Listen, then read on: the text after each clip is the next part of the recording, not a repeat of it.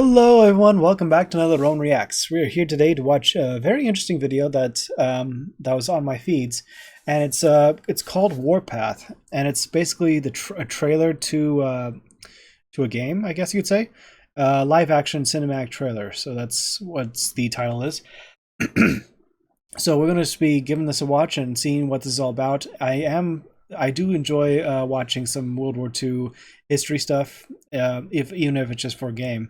There's still some good things that stand out, and yeah, let's just give this a watch and have it go, shall we? So here we go. Yeah, official trailer for Warpath. So it came out 3 years ago. Okay, so yeah, let's just give this a watch and see what it's all about. So here we go.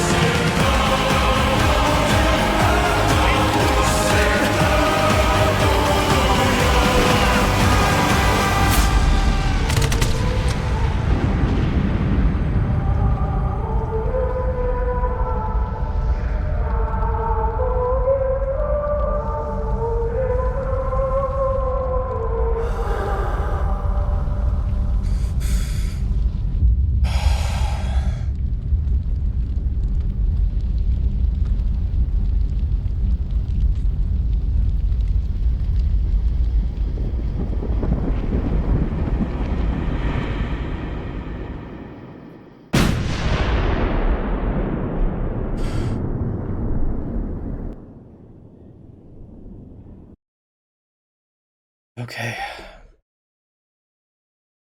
Give me a minute, guys. I do apologize. I just got off the phone. So one thing for certain that there's a lot of interesting takes here. It's focusing on the Eastern Front.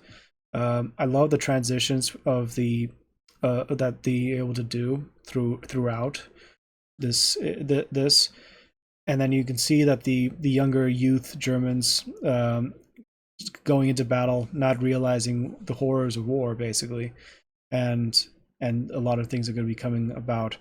Uh, German artillery, Russian commanders attempting to hold the line, and just there was a certain extent trench warfare, especially around Stalingrad, where they just was it was a complete like house to house fighting, where urban warfare basically, and everyone it was just if it wasn't for Russian winter that holding the German advance back, the Russians were able to utilize this and surround the German army and completely overrun them. But um, there's definitely like the MP40s with what they're using, the Negev and the Pish weapons, a lot of anti-tank rifle against a German anti-tank rifle is basically going to think of an anti-armor weapon, and like you can tell like the director really did well with the emphasis of like of innocence lost basically, and families, and especially this gentleman here, he basically, well, his much rather Russian motherland, and or the fatherland, or no, it's motherland. I'm sorry, I was thinking the German was German fatherland, Russian motherland. Okay, and you can see when it just the transition was really beautifully done, and to his family, and you got to at least take note on this end because Russians very much are strong, and they really care truly about their country. They do not want to see their traditions just uprooted and destroyed, and they take betrayal very seriously. They do not take kindly to those that betray their trust, basically. And for the Russian families, this is really well done with everything else, and everything about this is really it's really beautifully done. And there's also another thing where the Germans and the the Russians, this little scene here, those are basically intercepting the radios. These spin around, and like here when they're intercepting a transmission from the Germans, those are able to help like detect and to break down the code that they're sending, basically, and translate the message so that they're able to intercept the message in time to try to strike back before the enemy has a chance to counterattack, basically.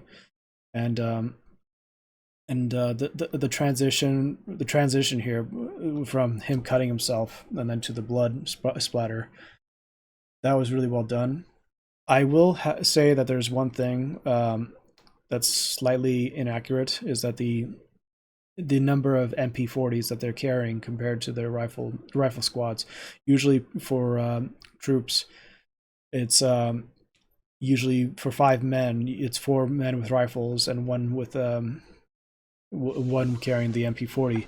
There could be assault squads, which could be likely that they might carry more MP40s or higher end weapons, but yeah. And this little scene right here is really cool because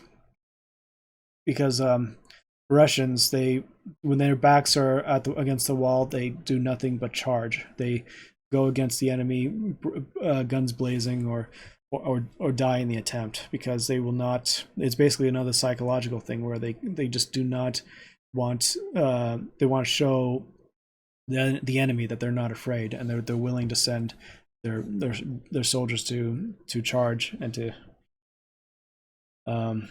die, basically. And this last final bit between the two young soldiers, and both end up meeting their fate. And it's such good contrast between the two older soldiers as well, because in wars it's usually the younger men that end up dying, while the olders remain in power or remain behind. Basically, the young die in the center, and the sides, the older commanders, through years of experience, continue on. And that's just it's just a sad fate. So I don't mean to be critical about the trailer. I don't mean to like it's really well done. The passion in this was super well achieved. I love the little transitions and like the being able to go from one spot to another, continuing on those shots, and I say it's really well done. However, it comes to show that like with what's goes on in war, it's a tragic fate that many have to fall themselves into, where the and where rich elites, I guess you can say, or those in power who think, oh, we're going to be so strong, we're going to send our soldiers to fight for us instead of fighting themselves. Just kind of a big shame. It used to be led by kings like King Leonidas in the 300, leading himself in the front. Instead, you have these certain leaders who boast themselves, and they end up saying, "Oh, you're going to be sent." It's like that Duloc from Shrek. Some of you may die, but it's a sacrifice I am willing to make. That sort of thing, you know? Yeah, but really well done. Really beautiful trailer. Really it does capture a lot about what was going on in World War II. So I really enjoyed it. So yeah, anyway, guys, hope you enjoyed. Hope you had a great time with it. Please leave a comment and tell me what your thoughts on it. If you want to critique my critique, then that's okay. And I'm willing to take that. I'll post a link in the description for you guys to check out, and I'll catch you in the next one, okay? So as always, Romans, salute. If you like Romans content and wish to see more, like and subscribe to continue to support the channel.